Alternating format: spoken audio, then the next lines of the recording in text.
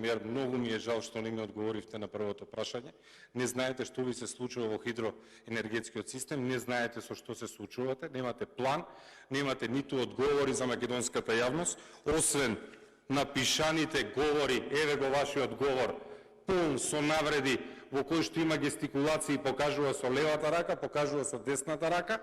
Жал ми е што немавте напишан одговор и за ова прашање.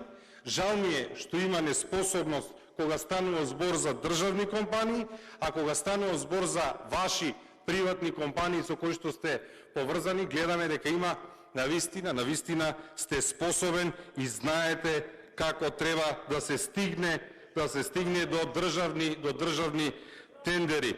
Само момент, жал ми е и тоа што се правите дека не сте свесни за корупцијата на вашите министри кои што прават, ќе го кажам каде сакате, кои што прават договорено. Немојте да се заканувате. Сакате во ред, еве за јавноста, премиерот нервозно од место дофрла да сме го кажеле надвор.